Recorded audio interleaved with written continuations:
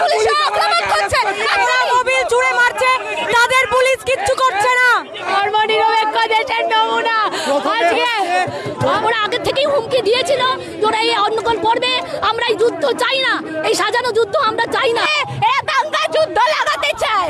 আপনাদেরকে দেখাবো যারা শান্তির পক্ষে মিছিল করছিলেন নাগরিক সমাজ, তাদেরকে গ্রেফতারের চেষ্টা করছে পুলিশ। দেখতে পাচ্ছেন সরাসরি লাইভ সম্প্রচার দেখাচ্ছি, দেখতে পাচ্ছেন পুলিশ প্যানেল প্রিজন পুলিশের গাড়িতে তোলা হচ্ছে, সেই চিত্র সরাসরি এসএসটিভি লাইভ সম্প্রচার আমি মেহেদী হাসান তুলে ধরছি। মানুষগুলোকে কিভাবে ট্রেনে তুলে নিয়ে যাচ্ছে, এটা হলো আমাদের গণতান্ত্রিক দেশের ছবি।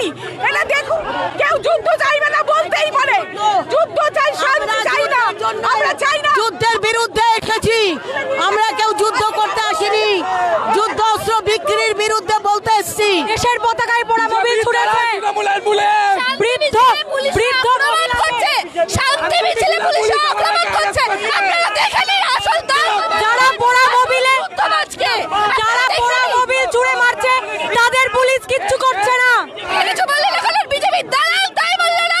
যারা শান্তির জন্য মিছিল করছে তাদের গায়ে হাত তুলছে, জামা ছেড়ে দিয়েছে, জামা ছেড়ে দিয়েছে। আর যারা এখানে ভারতের পতাকায় পোড়া মোবাইল ছুটছে, তাদেরকে কিছু বলার নেই। বৃদ্ধদের গায়ে পোড়া মোবিল ছুড়লো, দেশের পতাকায় পোড়া মোবিল ছুড়লো, তাকে পুলিশের উর্দি কিচ্ছু বললো না। আর সেই উর্দি আমাদেরকে অ্যারেস্ট করছে, যারা শান্তিপূর্ণ মিছিল করছে, যারা কাউকে আক্রমণ করছে না। ধর্মনিরপেক্ষ দেশের নমুনা। আজকে চাই যে যুদ্ধ যাতে বন্ধ হোক, সাধারণ মানুষ শান্তি ফিরে পাক, শান্তি ফিরে পাক। দাঙ্গা কেন করতে চাইছো? দাঙ্গা কেন করতে চাইছো?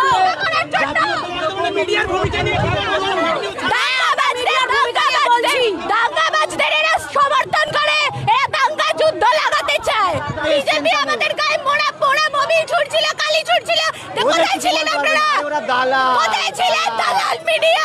ভাই দালালি কর গিয়ে যা, দালালি করো, দালালি কর ভাই, পয়সা দেয় রে ভাই, পয়সা দেয়। ফেক নিউজ ছড়িয়েছে, তো এই মিডিয়ায় তো ফেক নিউজ ছড়িয়েছে, আমরা তো দেখেছি যে এমন ভাবে ফেক নিউজ ছড়িয়ে তারা যুদ্ধ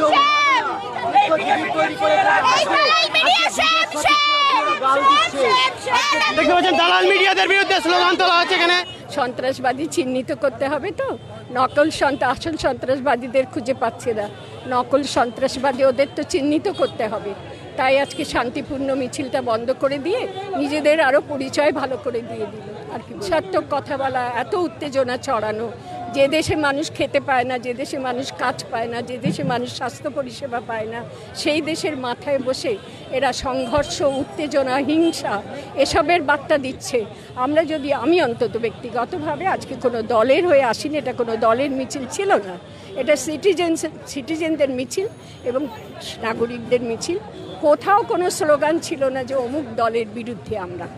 তাহলে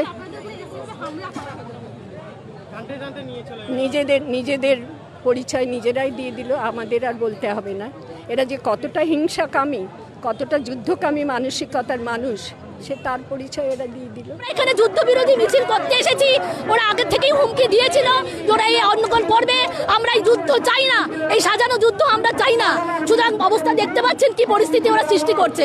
আমরা কিন্তু অশান্তি চাইনি, আমরা শান্তিপূর্ণ মিছিল, এখানে যুদ্ধের বিরুদ্ধে মিছিল করতে এসেছি, কিন্তু ওরা এই অসভ্যতাগুলো দিনের পর দিন ওরা বেড়ে চলেছে।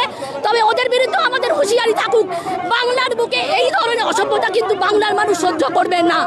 শান্তি চাই, তাহলে আমাদের বিরোধিতা যারা করছে তারা কি চায় সেটা দেশবাসী স্পষ্ট করে বুঝে যাক।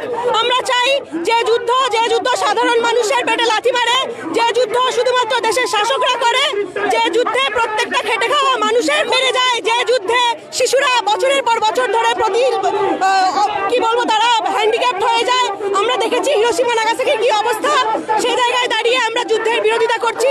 আমরা চাইছি দুই দেশ তারা যেন নিজেদের মতো করে কূটনৈতিক আলোচনা করে এই যুদ্ধ বন্ধ করে। আমরা দেখেছি আমাদের সরকার তা করেওছে। তাহলে আজকে দাঁড়িয়ে কারা এই যুদ্ধ বিরোধিতা করছে তাদেরকে খুঁজে বের করে, আমাদের মনে হয় সরকারের উচিত তাদেরকে খুঁজে বের করা এবং জনগণেরও উচিত